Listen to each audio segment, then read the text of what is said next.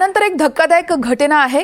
बीडच्या परळीमध्ये 3 दिवसात एक मृतदेह सापडतोय। परळीमध्ये वर्षभरात 109 मृतदेह सापडल्यात। 102 मृतदेहांची ओळख पटवण्यात यश आलंय। 7 मृतदेहांची अद्यापही ओळख पटलेली नाहीये। त्यामुळे बीडमध्ये नेमकं काय घडतंय? बीडच्या परळीमध्ये 3 दिवसाला एक मृतदेह सापडत असल्याचा एक अहवाल समोर आलाय।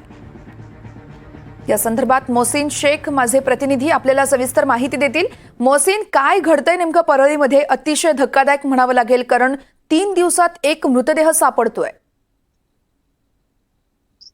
वर्षा संतोष देशमुख हत्या प्रकरणानंतर बीड प्रचंड बदनाम झालंय, बीडचं बिहार झालंय असं बोललं जातं। त्यातल्या त्यात परळीची अधिक चर्चा आहे, कारण परळीशी सगळं या प्रकरणाला जोडलं जात आहे। वाल्मिक कराड देखील परळी परिसरातच आपलं त्याचं सगळं हे वास्तव होतं, त्यामुळे परळीची चर्चा आहे आणि अशात ही आकडेवारी अत्यंत धक्कादायक आहे।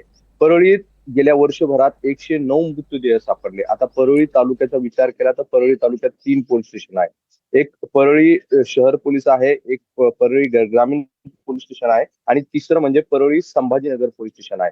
या 3 पोलीस स्टेशनच्या हद्दीत 109 मृतदेह जे आहेत तर सापडले। त्यातले 102 मृतदेहांची ओळख पटवण्यात आली, इतर मृतदेहांची अजूनही ओळख पटलेली नाही। आता पोलिसांकडून जे आपण चर्चा केली तर त्यांचं म्हणणं आहे की काही ठिकाणी विष पिऊन आत्महत्या केलेल्या असतात किंवा वेगवेगळ्या घटनांमध्ये मृतदेह सापडतात।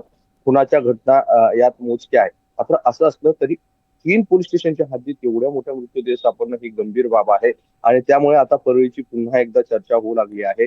यापूर्वीपासूनच आपण जर बघितलं तर बीडचं मुद्दा हा सगळ्या मत्स्यजोग हत्या प्रकरण असेल, त्यानंतर वाल्मिक कराडचा त्याच्याशी थेट जोडलेला संबंध असेल आणि त्यानंतर परळीची सुरू झालेली चर्चा आणि त्यात ही आकडेवारी अत्यंत धक्कादायक आहे। त्यामुळे परळी आता पुन्हा एकदा चर्चेत आली आहे।